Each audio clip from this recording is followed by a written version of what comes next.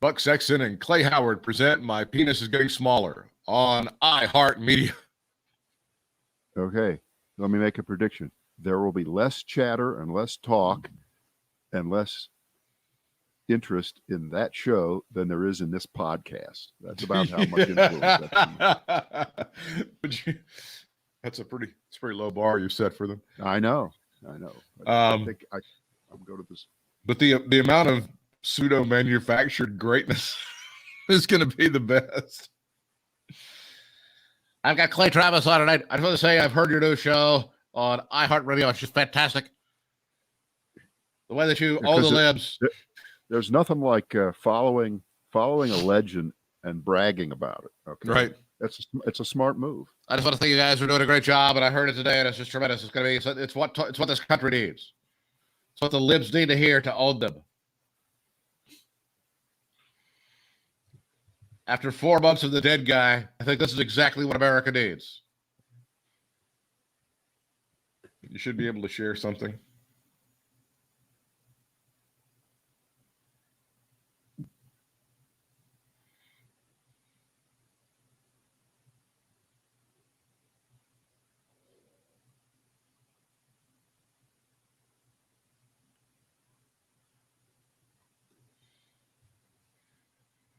Boy, yo.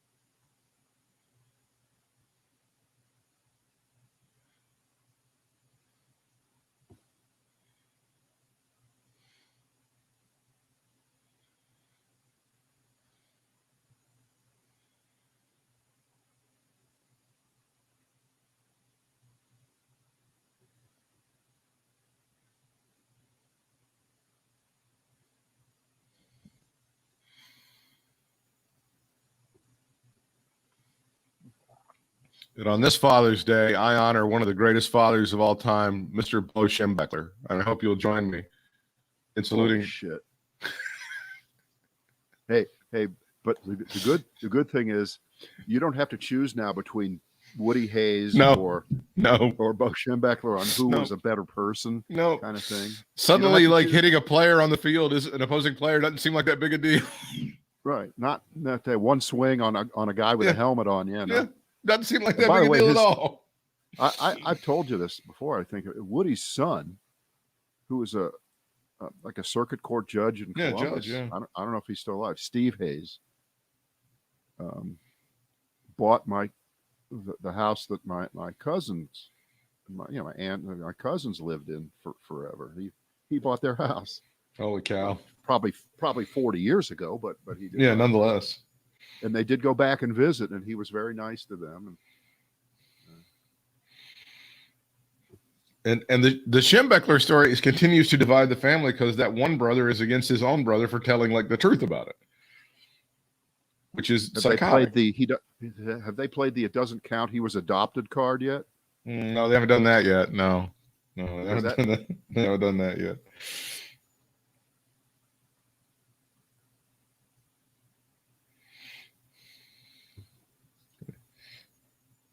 If they have, I missed that. I hope to God that that's not.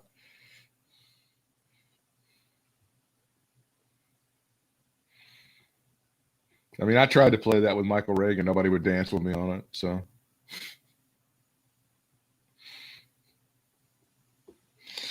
all right, I'm ready when you are. Well, I had to do a little extra legwork here.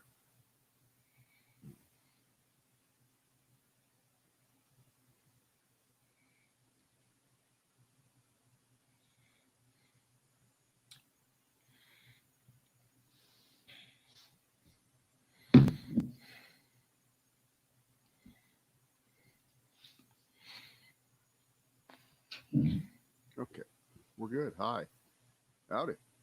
Okay.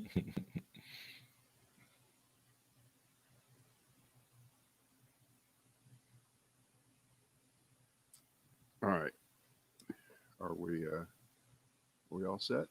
Good to go. All right. Welcome to the Brad and Britt cast. I'm Brad. He's Britt. We are glad to be with you. Britt had a death in the family last week. Therefore, that's what happened. Yeah, thanks for giving me that opening, because there were a lot of people who sent some really nice messages, and I certainly appreciate it. The family really appreciates all of that. Thank you so much for that. Okay, with that out of the way, now I'm going to talk about my disappointment in you, because I'm afraid, and you may have to get some help on this, because you have been, and I saw it on your Facebook page, you have been officially infiltrated by Trump Think and Trump Speak. Oh no. And here's what you did. Oh no. You played the equivalent of when Trump would stand up there and say, I'm not going to say that Hillary Clinton is a fat lesbian. I would never say anything like that. And you did that with Ned Beatty. You said, okay, when all of you people get over your squeal like a pig jokes, here's a clip from Ned Beatty in Network. So you got the mention out, you got it out there, but you're pretending that you wouldn't have done a deliverance joke if you could get away with it. So you played the card and you forced everybody into it. And I'm worried about you. As a friend, I'm worried that you didn't even realize you went Trump on us. It's weird, because there's like a whole, I don't know, a couple of generations of people that are so uncomfortable or weirded out by that thing of deliverance that they would have to make jokes about squealing like a pig and stuff like that. And it's like the movie is about like way more than that, but nobody cares. And the book, which I read, is like way better even than the movie, which is always the case with pretty much every book. But Ned Beatty had this amazing career that was, 4 or 5 decades long, and he was TV and movies and all that stuff. But you should have just said, Ned Beatty, great actor, Deliverance, blah, blah, Network, a zillion. When he was in a Superman movie. He was, he was a Superman. Yeah. In fact, I think I saw a clip between him and Gene Hackman. They had the worst fake wigs. Oh, they did. There's such thing as a real wig. With the best hair ever, the two of them. They were great. He was great. He was amazing. And I that thing in Network is not like some deep cut or anything, but it kind of gets overshadowed by his other stuff. And I've always loved that speech that he gave Howard Beale. You have meddled with the primal forces of nature, Mr. Beale. I just love that whole thing. I think it's fantastic. I don't think there's one thing in that movie that's outdated.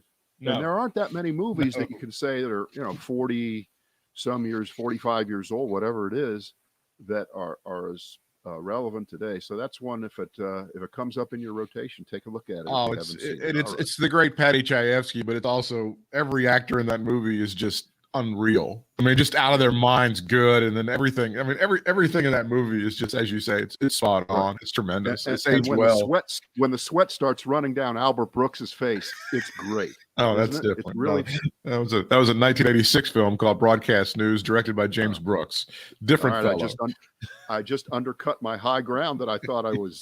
Hey, you want to play some Wheel of Fortune here? Wheel of Stupidity. We always love to do a lot this. Of them. I got so many. So think about these I'm going to go through a bunch of them. I have so many here. All right, ready? Ready. Vax Pass. The Great Resignation. Wow. Kaylee Lied. That's not a Steely Dan album, by the way. Missouri. The Show Me Your Voting Results My Ass state. Mitch, the Supreme Court bitch. Or get vaccinated, or you can vaccinate your cardboard box, Missy. There's a lot to. I'm intrigued by the Missouri thing. Give me the Missouri thing. Okay, all right. Here's the broad sweep of the story, and this is courtesy of Phil Bump of the Washington Post. Back in 2020 during the election, on the ballot was Medicaid expansion. On the ballot was Medicaid expansion, and it won in Missouri by 80,000 votes. It won. Expand Medicaid. Something we don't have in North Carolina. Yeah. We're never allowed to vote on shit like that here, even if we wanted to. But if the gays because want to get married or not get married, or somebody wants to use a bathroom, Right. that's going straight to a ballot near you. But we have wise legislators, Britt. We Very, don't need to very vote for them. wise. But anyway, so in Missouri, the people said yes, we want it. We want it for our citizens. 80,000, a decent enough margin. And of course, Trump did win the state in the presidential election on that same day. But locally in Missouri, they said we want it. So what was the result of that expand Medicaid? The governor said, fuck you, I'm a Republican. This is what Republicans now do in America. We do not believe in majority rule. We do not believe in elections. The right way is the way we want it. We are Republicans. We run Missouri. Fuck you, voters. We're not expanding Medicaid. So he slow walked it and basically put it in the corner. And so far, nothing has happened. Sound familiar? That's what they did in Florida when the people voted that ex-felons should have their voting rights restored. Remember that? They overwhelmingly voted for that. And what's happened in Florida? Nothing. They're not in. So this is when you hear folks say we've got a 5-alarm fire on democracy in this country burning out of control. This is it. Republicans do not believe in any kind of majority rule anymore. And that's Exhibit A. Florida might be Exhibit B. Exhibit C is Rand Paul. Rand Paul jumping in there, opening his big mouth, and making a similar case that all the voting rights legislation around the country is very much like Jim Crow, as if that's a good thing. Okay, as if there was this huge majority desire for the kind of laws that ruled this country for way long time. All right, that's the kind of majority rule that Rand Paul likes. Yeah, it's really, really crazy. And again, I just don't know if the Republicans it looks like they're going to suffer a penalty for all of this anti-democratic stuff. It doesn't look like they are, or they're going to in any real way. We don't know yet. It hasn't been put to any kind of real vote yet. You can't count these one-off special elections. I'm not at this point. I'm not real hopeful about the midterms, though. I think it doesn't look that great for the Democrats, because with all the gerrymandering and all the bullshit and shenanigans and everything else, they're kind of behind the 8 ball with the natural momentum of the president's party not doing well in midterm elections historically. So there's a real uphill climb, and that's what really kind of scares me at this point. I'd love to be wrong. I'd love for the Democrats to do very well in the midterm elections, but I don't see it right now. Yeah. Well, it's hard to think otherwise right now, because you need a motivation level equivalent to what happened in 2018, where, the same kind of things were going on, but you didn't have all the latest and greatest voter suppression laws in place in a lot of the newer states that have been enacting them right now. So yeah, you're right. It's kind of piling on there. So all right. How about let's do get vaccinated, or you can make your box vaccinated. That cardboard box with all your shit. Get out of here. All right. Get GTFO. Yeah. And I don't think I'm the only person that thinks about this every time there's an important federal court ruling, but I know I go to it immediately. It's who appointed the judge that just made this decision that everyone's talking about. Okay. And you may have heard that over the weekend, there was a hospital is in Houston where they have like 26,000 employees, and about 195 of them, which is way less than 1%, say, we don't want to get no damn vaccination. The policy of the hospital is you got to have a vaccination to work in this hospital. And we have about 190 or so resistors, anti-vaxxers, and they went to court, and the federal judge told them to shut the fuck up and get to work, get vaccinated, and shut up. You have no, and this is in Texas, by the way. Texas, the judge was appointed by Ronald Reagan. Okay. No. So it wasn't even a Democrat judge. This is so obvious, and employment law around the country allows your employer, if they choose, they don't have to tell you that as a condition of employment, you have to be vaccinated now. But even if that was just kind of sort of true, which it is, in the case of hospitals, there can't possibly be an argument that would defend you not getting vaccinated. And the lawsuit was so stupid. And the woman who filed it, she's an idiot. She was all over TV all weekend long. Oh, poor me. Oh, this is not fair. Oh, we're like little lab experiments. Oh, the vaccine is unproven. Oh, all this shit, all this bullshit.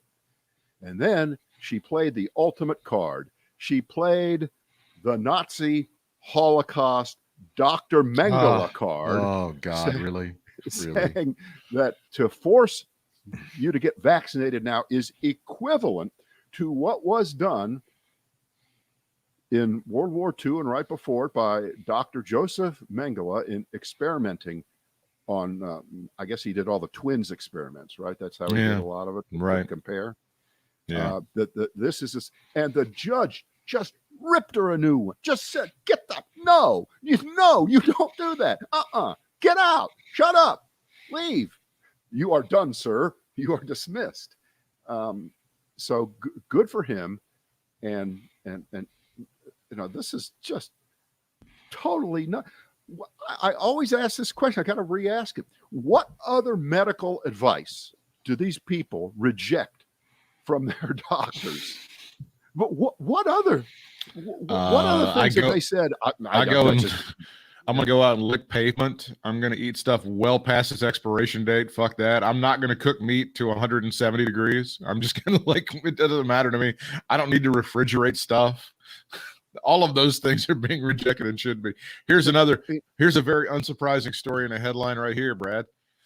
Virtually all hospitalized COVID patients have one thing in common. They're unvaccinated, reports NBC News. Now, right. And that is probably the most unsurprising headline of the day. I saw another version of it, which makes the point, which again is even more painfully obvious, which is the states where there are fewer people vaccinated are having a higher rate of transmission right now. Right. As the other elites who are that's probably going to be what it's down to. It's going to be an elitist thing, right? The elites are vaccinated, and you're picking on us. Well, my favorite thing really about right-wingers right now, my favorite thing about right-wingers and Republicans right now, essentially, is that the only thing they believe in science about is when a fetal heartbeat can be heard. Outside of that, they don't give a fuck about science. They just don't care about anything to do with medicine or science or anything else. That is the extent and the absolute barrier. That's all they want to know about when it comes to science and stuff. And that's gospel. Way, as far as I'm concerned, the only critical race theory I'm worried about is the 1500 at the Olympics. Who's going to win that race? That's the only thing. Are we still having the Olympics? Because I heard that the COVID was fairly bad in Japan. It doesn't matter. The commercials are paid for. It's going to happen. Okay. Well, it is amazing. I don't want to go. I don't want to get away from that because I haven't read a lot specifically about why Japan only has like a 1 or 2% vaccination. But how could that happen? As a modern, well-off society, how did that happen? I mean, it can't just be because they don't manufacture vaccines there. They're some of the poorest countries on earth aren't at 1% or 2% vaccination. How is that possible? What's going on there? I don't know. You got me, Chief. Here's that version of the story that you were talking about. The Washington Post reports coronavirus infections dropping where people are vaccinated, rising where they are not. That's according to a Post analysis. Now, again, you might fault them for air is breathable, but some people actually need to see this. Some people, and the people who need to see this won't see it, and they're going to try 15 ways till Sunday to try to refute it. But it does need to be reported that yes, if you're in the hospital and you have COVID, most likely you're not vaccinated. And if you're in a state where vaccination levels are a little bit lower, you're going to have more people that are testing positive for COVID. That stuff does need to be reported. I'm sorry, but that's the fact. See, I'm at the point now, I'm getting so fed up that to hear anybody, and I'm not talking about someone who is immune compromised, just had a heart transplant in March, or people like that who really cannot be vaccinated for legitimate medical reasons. But other than that, to reject what is best for your country, and please do not tell me for 1 second you love America, blah, blah, blah. If you don't get vaccinated, why don't we get to play that card? Why don't we get to play, if you don't get vaccinated, you hate America? Because you kind of do. You're acting, but it's like saying, you know what? That is too much government overreach for me. You cannot tell me I have to get vaccinated. And you know what else? I am sick of stop signs. That has been big government overreach, infringing on my right to drive exactly the way I want. Okay. Yeah, and you know what? I've driven through a lot of intersections without stopping in my life, and I've never been in an accident. So therefore, who are you to tell me I need to stop at stop signs? It's a socialist plot. How do you, Those stop signs and those traffic lights are socialist plots to try to get you to kowtow to government pressure. Don't buy it. Don't go in for it, you assholes. And by the way, you can always throw race into the traffic light because, as a black guy that invented the traffic light. Oh, my God. It's a black guy. Look that one up. It's a great story. It's a great story. By the way, how do you feel about possibly becoming a millionaire here in North Carolina? We've decided to go the route of some other places. 4 shots, 4 chances. I said shot to win $1 million. If you haven't got your vaccination yet, you have a deadline. And if you do it between now and the deadline, you get 2 chances versus people like you and me who have already got them who only get 1 chance. Yeah. Again, that's discrimination. I've had it. I'm fed up. You're basically being rewarded at a 2-to-1 rate for waiting and getting it now, as opposed to doing the right thing. Right. However, this is what's best for your city, your country, the world, and however you can convince idiots to get vaccinated. This is my point. I'll sign off on it. I had a slight, and I really don't do this as much as I used to. I had a slight Facebook argument with a family member who was decrying this, and the money could go to this, or the money could go to feed families, and why are we taking the form? And I'm like, that's not how it works. It's not either this or that. Perhaps the people who win will donate money to feed people or whatever. I wish it was not necessary to put this carrot out there for stupid people, but there are a group of people that are being preached to constantly that they shouldn't get this, and that doing so is unhealthy, capitulation to government, socialist, whatever bullshit you want to throw in there. So that's why we even have to have any kind of a lottery at all. I certainly wish that, hey, guess what? You're going to get to live. And that would be enough of a incentive for people to get vaccinated, but it's not in 2021 America, I'm sorry to say. Oh, you're right. All right. The problem isn't the prize itself. The problem is that there even has to be a prize put out there for people to have that last bit of incentive. To me, it's kind of more entertaining. It's more real and I think they might have rethought this because they've seen other states do it. I think you would have been better off with just pick, 10 people winning $100,000. Oh, because it would look better. It would look better when they have those little ceremonies where they show winners standing there at the podium. There's 10 of them. To have 10 of them instead of just one. What you do is you have the 10 of them lined up, and they have their masks on, and then they take their masks off because they've been vaccinated, and then they hold up their big ass Ed McMahon style check, right? Yeah, I'm just saying that the million sounds great, but I think you get more bang for your bucks by having more winners. We like more winners. Well, they take like 30% out in taxes, so you're not actually going to get $1 million. I can't wait. I want to talk to that guy. I'm sure I'll be talking to that guy very soon in the next few days. Mm-hmm.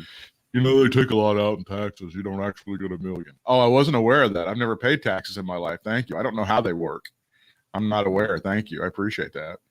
Speaking of never paying taxes, since we were last together, the remarkable story written by the ProPublica people who, and we don't know how they got their hands on it. We don't know who spilled the beans, leaked out all these actual tax returns of many of the richest Americans, all the names that you know, from Warren Buffett to Bill Gates to Elon Musk to Mike Bloomberg, Jeff Bezos, and on down the list it goes, and how little actual income taxes these people are paying. And we're not accusing them of doing anything actually illegal.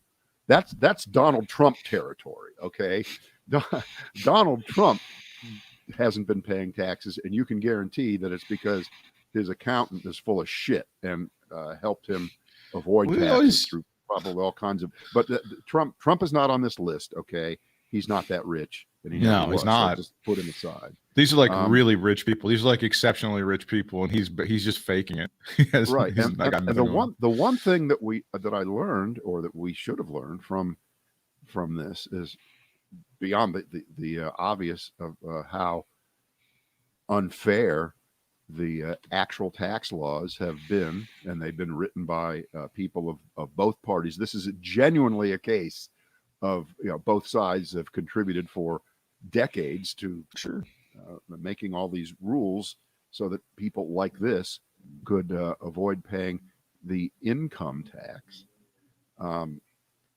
It's that when you ask the question, wait a minute, if they're not paying any income tax, so therefore they're not really, how do they live? Where do they get their money day to day? And where is it? I mean, if you had $10 billion, you might want to have a couple $100 million in cash somewhere so you can just live all the time.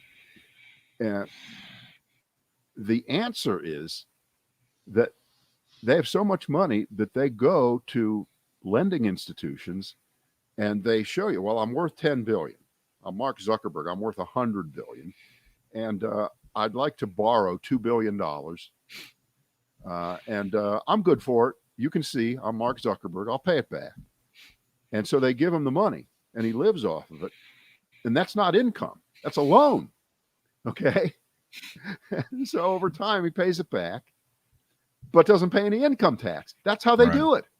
That is how they do it. That's how the system is set up. And then we would always get these questions when we would talk on the radio about raising taxes on really rich people, and people would just bemoan the hand wringing, oh my God, but these are the people that are creating the jobs, and oh my God, it's so unfair.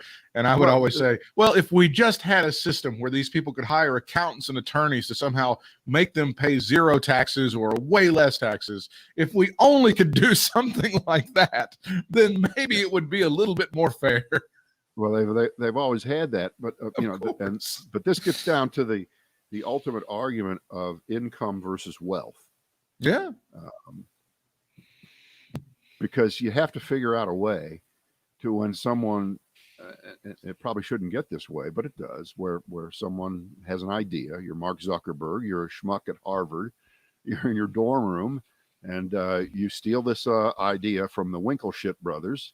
You expropriate it. Next thing you know, you're worth billions. The company goes public. They sell it now. Now he's worth over 100 billion. I think he's worth a lot. God bless him. And pays very, very little actual income tax. Right. And Warren Buffett really looks bad here because he's been the guy. Oh, I only pay myself a salary of $1 a year or $100,000 a year, and therefore, so everybody thinks, oh, but he isn't paying any income taxes at all, hardly any, and he's accumulated this fortune. And in his defense, I'll come to his defense, by the way, as a shareholder of Berkshire Hathaway. And no, I'm not a Berkshire Hathaway millionaire or billionaire. I haven't owned the stock for 35 years. Really? If I had, I would be, but I'm not. But he really has made a lot of other people really, really rich, not just himself. Yeah. As opposed to, who, and the retired twice impeached fake Well, billionaire in Florida. what was the great Donald Trump quote about, like, he just basically said that if you pay a lot of taxes, you're a boob. Isn't that essentially what he was like? If you're a rich guy and you pay, I figured out way. If you're an idiot if you're out there paying taxes. What are you, stupid? I mean, that's essentially the Donald Trump message. Well, but again, this is this allows you, if you want to say you hate America, you don't love America, you're not you can't play. Well, I created all these jobs, I created a company, but I personally don't pay any income tax. Most of us can't get our hands around that and say, well, that's the price we pay for having smart people come up with great ideas to make themselves money, creating corporations that do wonderful things, whether it's Microsoft or Apple or any of those. There has to be a balance there somewhere, where you're perceived to be paying. Forget the phrase fair share. How about any share? Share, yes. Not any share. Okay. And again, I don't want to. I don't want to. I don't want to be Sally socialist. But you're using the infrastructure that all of us created. We had a social contract. You're using the highways and all the all the stuff that we created as a society. You don't have to explain why it's wrong what they're doing. That it's just wrong. They know exactly what they're doing. It's just wrong. And the proof is that they all do it. Okay. If it was like one guy and the rest of them were paying 20, 25%, whatever they might pay. So now you get into this problem of the wealth tax, and how do you figure out how to do it? Do you just say, all right, if you're worth more than $10 billion, I'll pick a number, $10 billion, every year the government is going to tax you 2% of that wealth. You're going to have to sell off 2% of your securities, and you have to pay it to the government in tax. It's got to be something like that. We've never done that before. And you can almost see how that was never going to be part of the plan, because if you go back to the Gilded Age, Andrew Carnegie, John D. Rockefeller, people like that, those people were developing their fortunes before there was even an income tax. There wasn't even one for them to avoid. So, so they made their fortunes. They went on their merry way, and the country developed. And now we have a fight on income taxes over, and this seems kind of quaint and stupid now when you think about it. Oh my God, if the upper tax rate for people who make over $400,000 a year, because that was the Joe Biden floor, it might be a little higher now, over $400,000, the next dollar and every dollar after that will be taxed, income taxed. If that's a wage of yours, not your wealth, your wage, it'll be taxed at 39.6% instead of where it is right now. I think it's at 36. Trump cut it, 3 points when he came into office. And by the way, that's changed all of these people's lives. Well, did you see how much the economy? Did you see how much the economy grew? Holy shit, it was amazing in 2020, especially. He was killing it. Right. It's embarrassing to think that that's even an argument right now. But the problem is, you could make the case, if you make $800,000 a year in salary, you're in a great job, pays you $800,000. So the first $400,000 is taxed at those graduated rates. It's broken up into like 2 or 3 levels, right? Then you get to $400,000, and the last $400,000 gets taxed at the highest rate. You do get to actually play the "that's not fair" card, not because I'm being taxed so much that I can't afford it. It's because the guy who makes 100 times more or has wealth 100 times greater than me is paying nothing. Yeah. You've almost caused the seeds of a Bolshevik revolution to occur in the country. It feels like it. You do, because to argue over a $15 minimum wage right now, where, by the way, you'll be in a job where you get a paycheck every 2 weeks and it comes off a computer and the boss takes the money out before you even see it. So you already are are getting tagged at whatever the lowest tax rate is, but you're paying way more percentage wise than all these bazillionaires because they figured out how to have no income while they have billions and billions in wealth. And it just gets worse and worse every year. The disparity gets worse, and it got worse during the pandemic, way worse. Yeah, definitely for people. But now we get to hear all of these fantastic bourgeoisie arguments about how lazy people who used to make $9 an hour are sitting on their ass at home getting extended unemployment benefits and STEMI checks.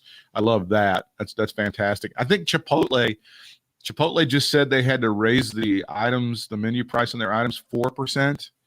To cover because they had to raise the money for their workers because it's tough to find people now, so you have to try to pay them a little bit more. So that $10 burrito that you're buying, Brad, is now $10.40. So you're not going to buy that now, right? You're done. Forget it. You're actually arguing that in a kind of an ignorant way. So I won't insult you by saying inflation is a real thing. It is a real thing. I get that. But for wage inflation is the real inflation that if we get over the cost of lumber and all those other things, I get it. If that starts to recede because but the argument for many years, wage gains, any wage gains that are built into rising prices of things that you buy every day, they're never coming back down. Well, you raise somebody's pay, it's never coming back down. The price of gasoline will come back down. The price of wood will come back down. I'm not arguing in an ignorant way because we got this argument for many years that if you raise the price of McDonald's hamburgers, you're going to cut. You can't do it because then the demand's going to go down. And we always was like, it's going to be your $3 burger is now going to be $3.12. And oh my God, McDonald's is going out of business. That's what you'd have to argue with these people. Well, no, and now Chipotle going out of business, they're in a competitive situation. Of course they are. But if everybody's using the same commodity that goes up, believe me, everyone will raise prices. Yeah, so it's not an argument anymore to make that it has to happen. It's just at a certain point, people do pull back. How do you how do you go blame to a grocery store? You know what it looks like right now. Oh yeah, there are things right now that are going up fairly quickly. Most of your proteins are going to have gone up significantly in the past couple of months. Anything that you're buying that is a dead animal pretty much is going to have gone up fairly dramatically or at least noticeably in the past couple of months for sure. Yeah. I believe I heard, I need to check this. I think it's true. The ultimate indicator of inflation just bumped up, that's held its price forever that I can remember. That's the Costco $4.99 rotisserie chicken. I think they finally have raised the price on that. What did they go to? Well, 6? I know it's not. I know that it's still bigger than every other one. And if it's $5.50, am I going to not buy? No, but it's a thing. It is a thing because Costco, of all the major retailers, they're the ones who make more of their money from the membership fee than they do from the stuff that they sell. So that's how they keep the prices low. And if they feel at a certain point they can't even keep the price of goddamn chickens where they were, then there is something going on. It may be temporary. Would Costco roll the price back to $4.99 if they could? They probably would. Mm-hmm. They probably would, but any of your warehouses would have more leeway to do something like that down the road as things even out. But you're right, yeah. Once those things go up, it's hard to get them back down. So let me. I'll give you a real world check here. Some people may have a different experience than I've had. We've been looking at cars the last couple weeks. Oh boy! And so the story about cars right now. Used cars, the inflation's through the roof on it. And used inflation's through the roof on used cars. We weren't looking at used cars. We're looking at new cars. And by the way, the reason why you're probably too late now to get any kind of a deal on a used car, which they're going up. And my older brother used to sell some cars, so he knows the game better than we do. And he's also looking for a car. He lives in California. That's a low tax, low cost state. California. That's what I hear. Yeah. Very, very low. Anyway, he says and I think he was looking at the Mazda, what is it, the CX-5, those kind of cars. Okay. It's little SUVs, and 2-year-old Mazda CX-5 SUV, 2-year-old ones are within $2,000 or $3,000 of brand new ones. Oh, wow. What's up with that? Yeah. Is that how you're going to save money? That's not all the depreciation wrung out of a 2019 model. That's just plain old supply demand inflation. I got to have a car. Exactly. Kind of scrapping for. Anyway, so Jane and I were at 2 dealers over the weekend because we've been looking online.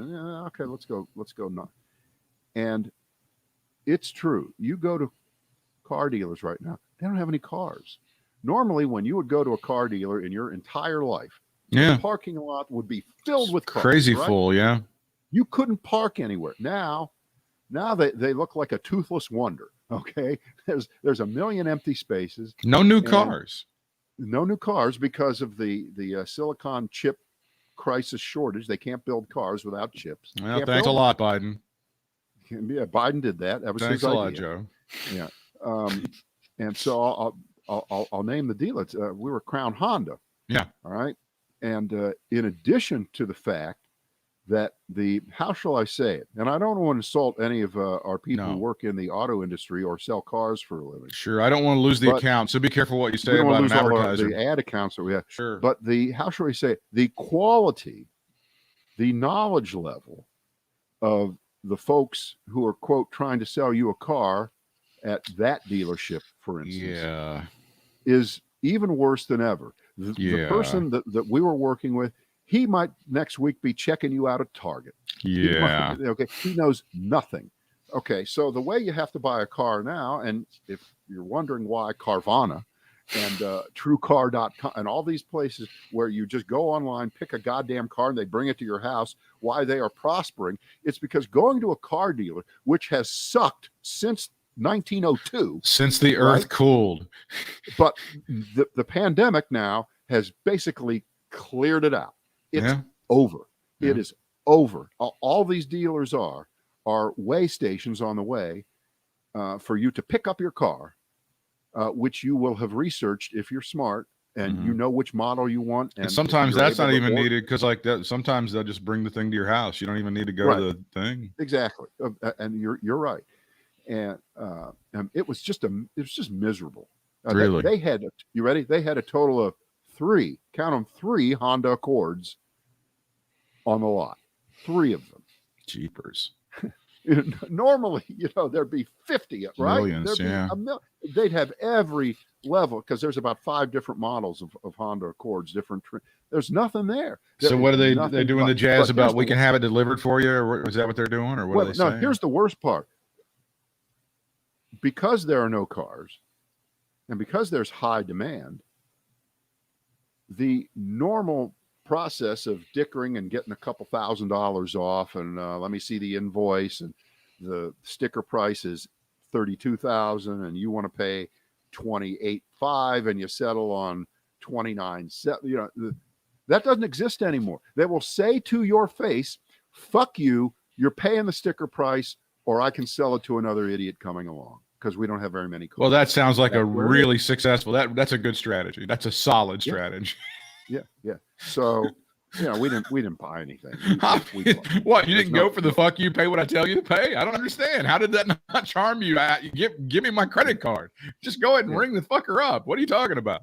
Right. There's nothing I like more than, hey, you're going to pay what I tell you to pay. There's nothing anybody likes better than that, especially when it comes to a big ticket item. Right. Holy shit.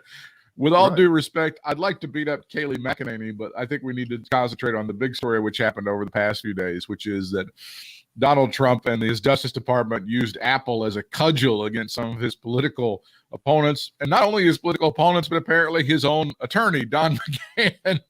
They were getting apparently some sort of data from Apple. The gag order on that has expired. Now Apple is yakking about it and talking about it. Schiff, And also Swalwell apparently had their stuff looked at. And now when you ask folks that were in the Justice Department under Donald Trump, folks like Bill Barr and Rosenstein, their quote is, they have no idea. I don't know who he said, they have no clue about any of this. Well, this is a lawless dictatorship in progress. You just saw it.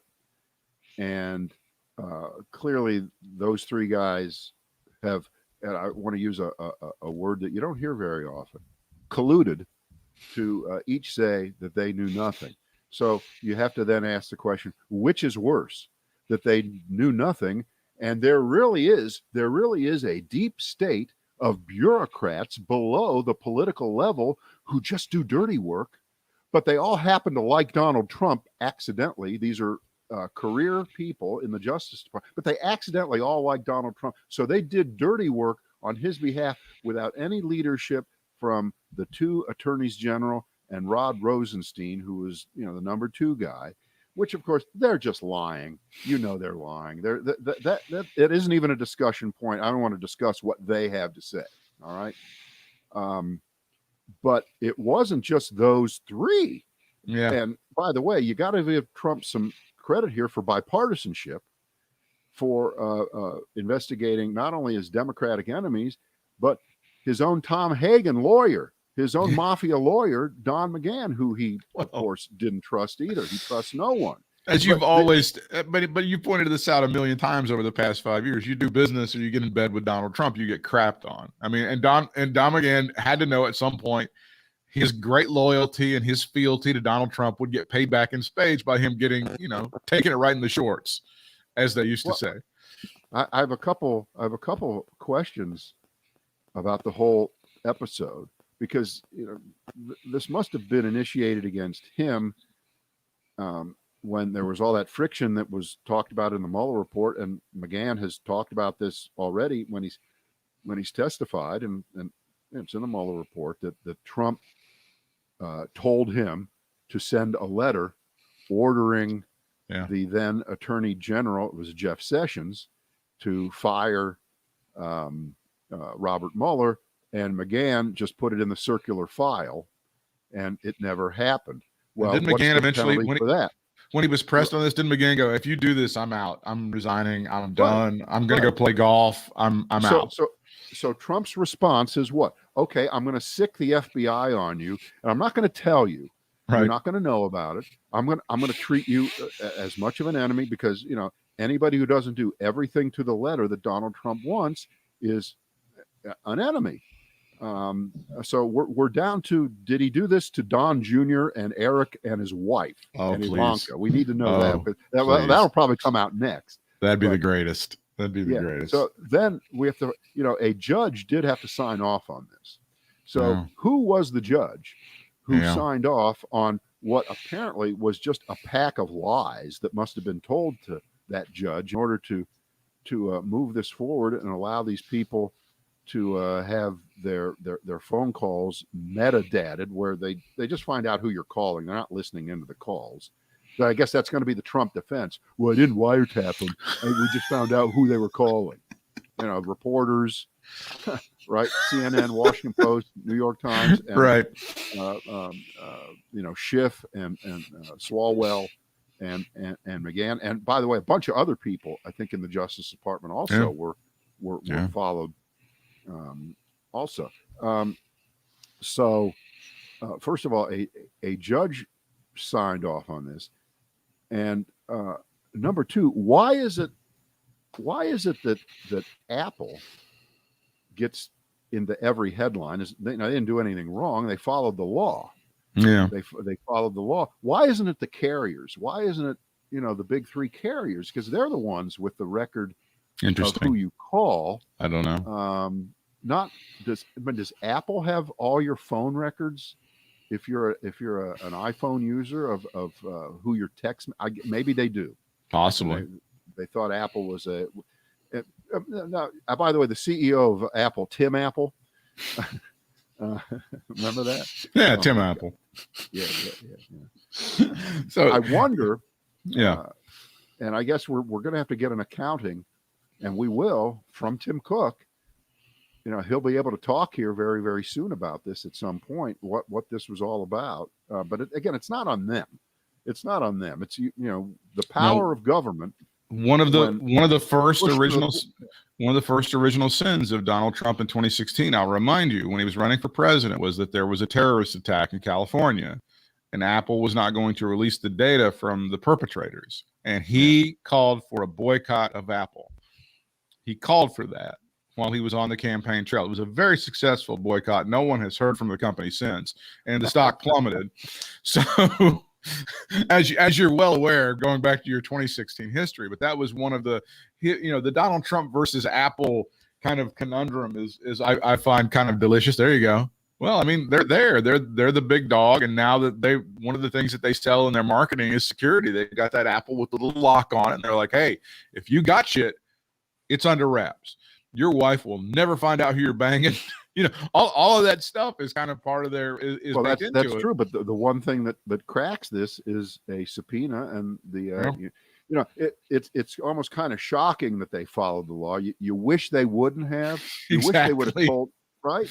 But their hands were tied. I don't think this is not on them. This is I don't think there's in any way, unless you're some sort of I can't even imagine right-wing assholes somehow figuring them to be the bad guy in all of this. I don't think I don't see how in any way they're the good guy. They listened to Trump. You're right. They would turn this around. Why did Apple listen to Trump? That's right.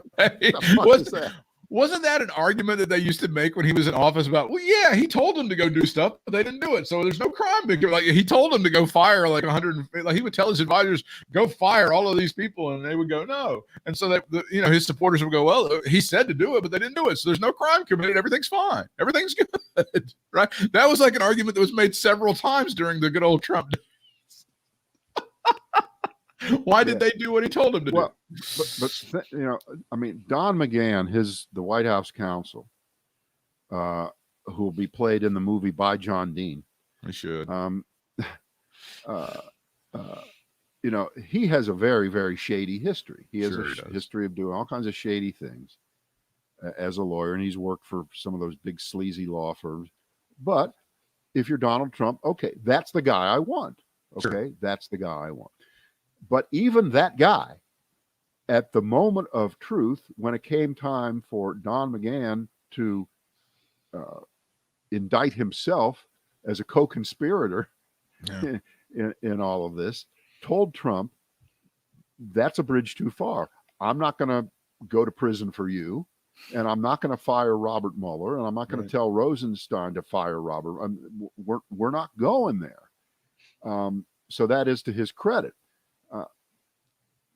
And anything else beyond that, I mean, all of these little moments, and they're not little moments, this is kind of a big deal. I mean, this is, boy, I hate to use the three words, worse than Watergate, but it kind of is, because even Nixon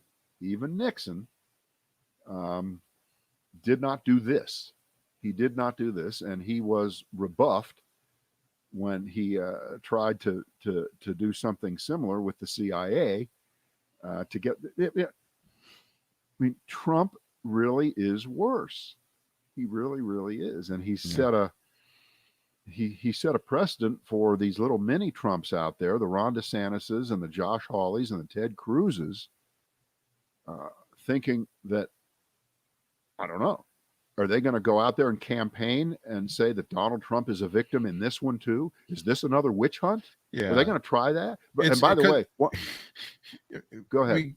Clearly, what they did with going over this app, that's your witch hunt. When you're going after Swalwell and Schiff and all them, that's a witch hunt right there. And now you're going to claim that. Wait, but how many times did we hear him and everyone noticed it, and it's not anything new, that Trump is such a thug, such a criminal, such a pugnacious hunk of shit that he would announce to you what he was going to do illegally. Yeah.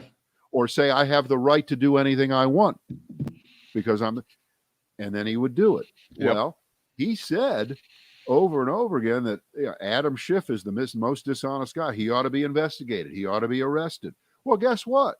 Trump was actually trying to make that happen. And at a different moment, with different people, it definitely could have happened. And this is at the time that Schiff is, right out front as a Trump critic and leading the impeachment charge later on. And so that line, and I'm sure you can find the clip somewhere if you look hard enough, real hard to find Trump clips, the phrase investigating the investigators. He was doing it. Yeah. Holy shit, he was doing it. I mean, the only person whose name doesn't come up here, I'm surprised he didn't try to have Robert Mueller's phone records.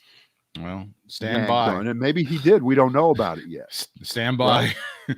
or Andrew Weissman, the lead attorney, along with Robert Mueller. One more thing, because I looked at this Friday morning. I think the story broke Thursday night about Swalwell and Schiff, right? And it was big news across every news platform you could imagine, except for Fox. Oh, the story did not exist. It did not exist, and I can assure you they have not been talking about it, except, well, yeah, Chris Wallace may have had somebody Sunday at 9:30 in the morning where he asks a question, and then it goes on and never gets talked about again. That doesn't count as, they do talk about it on Fox. Stop making that up. They're burying this story as far down as they can. And it was just yesterday I finally saw a mention of the story, but it would be in ranking on foxnews.com. It would be down in the 50s or 60s. You know how far down you have to go to get to like 50 or so stories there? And you have to click into a politics a section, and then there's a little thing about it. So the answer is they're completely ignoring this. They're trying to pretend this is not a thing, because how can you be talking about this when you've got cancel culture to worry about? Yeah, critical race theory, the crisis at the border. Kamala Harris can't answer the question. She's fucking it up on the board. That's the only thing that matters to them. So this attack on the Constitution, on rule of law, to people who follow Fox, who are of that mindset, your Uncle Fred in the rest home, they know nothing of this story. They know nothing of this story, or it is going to be repositioned as every, witch hunt attacks Trump for questioning, legitimately questioning leaks. He was legitimately going after who was leaking off, and the answer is nobody was. Nobody was. Because he wasn't really going after who was leaking shit. He was trying to just destroy people's lives and reputations, because that's what he does. That's right. That's what he's all about. So, but over on that side, Britt, it ain't happening. It doesn't exist. Not exist. We are all we're just so concerned about critical race theory and what it's doing to our children. Right. Which, it's so silly. It's ridiculous. Yeah. Now, Britt, when you were taught critical race theory in high school, what was your reaction? Because I know it really bothered me a lot. I thought it was a new wave band that came out like in '84, and they had some 7-inch. Great name for a punk band, Critical Race Theory. Critical Race Theory. Shit. I thought we were getting like 12-inch dance remixes out of those guys. I didn't know what was going on. Yeah. All right. Well, it's good to have you back. Oh, it's good to be back. And that's our visit for Monday, everybody. Yeah. And tomorrow, Britt's going to talk about what is the deal. Why are Duke and Carolina hiring children coaches to replace veterans? What is all about? What is that all about? America's got an old president. Duke and Carolina have baby coaches. Sure, that's the problem.